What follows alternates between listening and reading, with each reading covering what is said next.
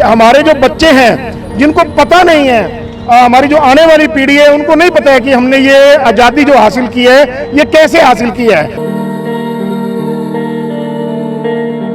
बंटवारा जो था हुआ तो राजनीतिक था, पर इसको धर्म के आधार पर ले लिया गया। इज्जत हमारी बची रहे, उन्होंने उनकी गर्दन काट करके जब कुएं में डाला, वो हृदय विदारक दृश्य है।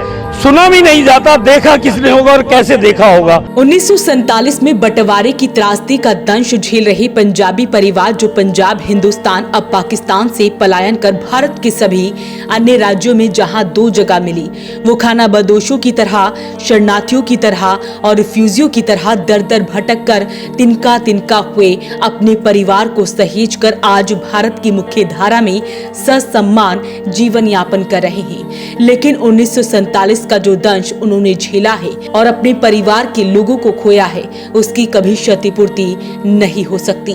वो शहीद जिनका नाम कभी इतिहास के पन्नों में दर्ज नहीं हुआ, एक संख्या 20 लाख लोगों का नरसंहार हुआ दर्ज है। इस त्रासदी का आंकड़ा मौत के चित्र के रूप में 20 लाख लोग मौत के मुंह में समा गए। इस मंच के माध्यम से हम आने वाली पीढ़ी को बताना चाहते हैं कि 1947 की आजादी 20 लाख से ज्यादा लोगों की शहादत से मिली है, न कि अहिंसा से। ये बातें कही गई, आज एक बार सुनिए।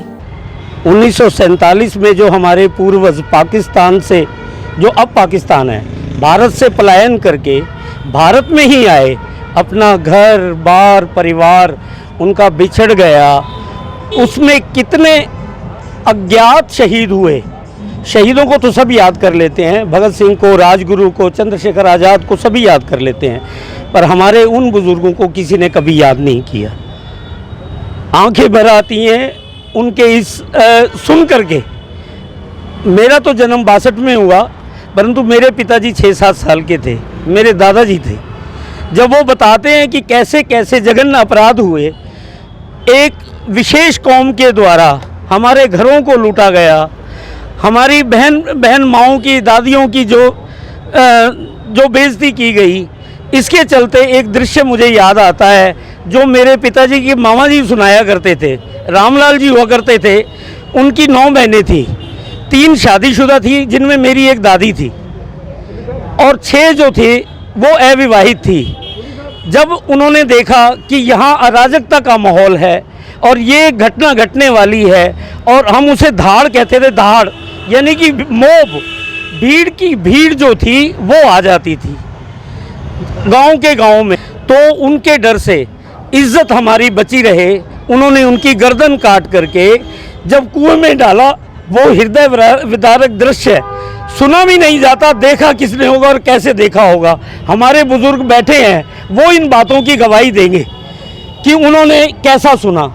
जब उन्होंने ये देखा कि परिवार की अपनी बहनों को काट रहा है रामलाल, तो गांव की सभी बहनें, बेटियां सिर्फ अपनी इज्जत बचाने के लिए कुएं भर गए, खूनों खून हो गया, लाल हो गया। ऐसी उनकी दशा देख करके उनको, वो अज्ञात शहीद हैं जिन्होंने इस आज़ादी में हिस्सा दिया, मैं चाहता हूँ भारत सरकार उन्हें भी याद करे।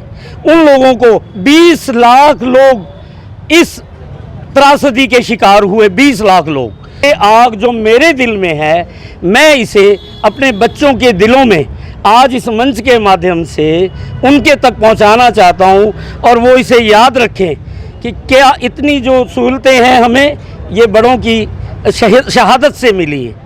मेरे दादा पाकिस्तान से, परदादा मेरे पाकिस्तान से चले, रास्ते में बीमारी का शिकार हुए और मृत्यु को प्राप्त हुए। अब उन्हें शहीद कैसे नहीं कहेंगे, क्योंकि वो इस त्रासदी के एक अंश हैं।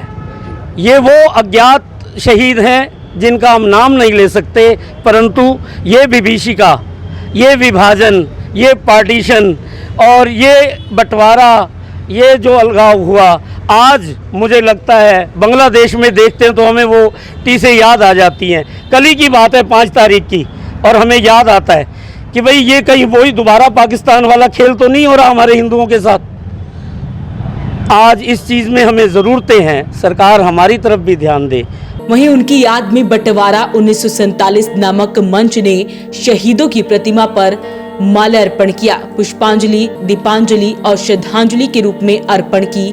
14 अगस्त 1947 बहुत ही त्रसादी वाला व बहुत ही भयावह था, जिसमें मतलब बहुत ही लोग शहीद हुए, बेमौत मारे गए, जिसकी कोई वजह नहीं थी। ये बंटवारा जो था हुआ तो राजनीतिक था, पर इसको धर्म के आधार पर ले लिया गया कि रात को 12 बजे एकदम ऐलान हुआ कि हिंदुस्तान और पाकिस्तान दो देश बन गए।